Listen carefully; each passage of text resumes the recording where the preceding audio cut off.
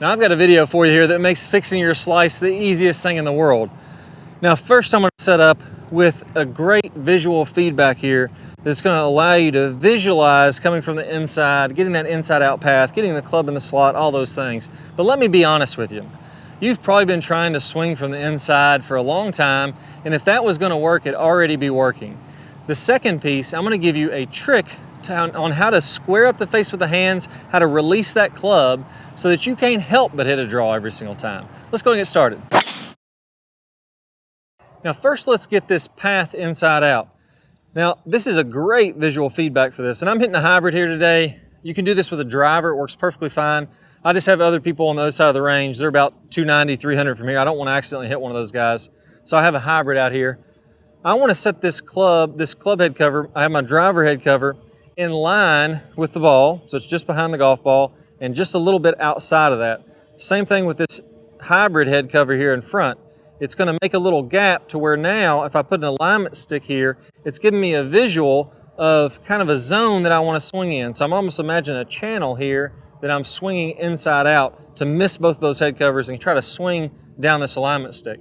Now what's going to happen here at first is when I line up square to my target ahead, you can see that my feet are here. All this is going out to the right. When I do that, if I don't have the correct face releasing and closing the way that you need to for a draw, that ball's just going to go to the right and it's going to slice even more.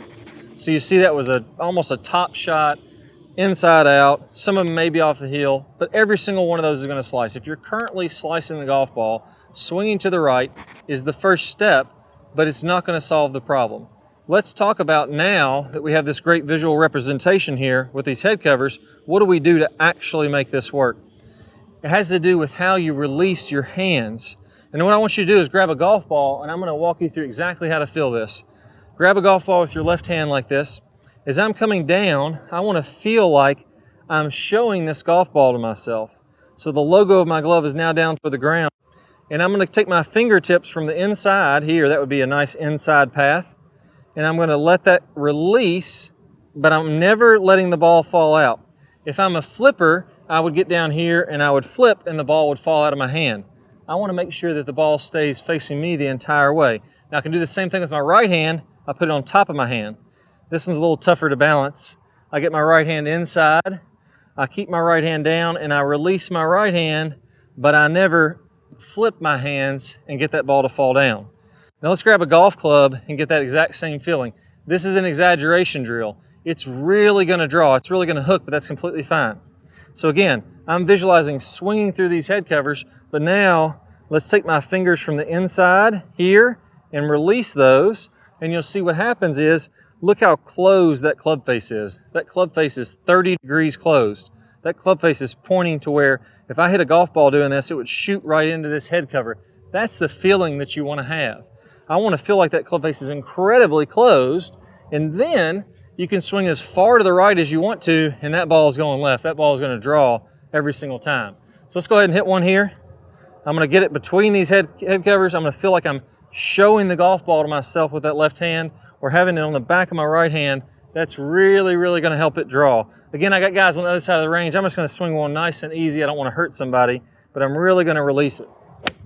There we go. And that ball started straight toward the red mower there, and it drew a good 20 yards.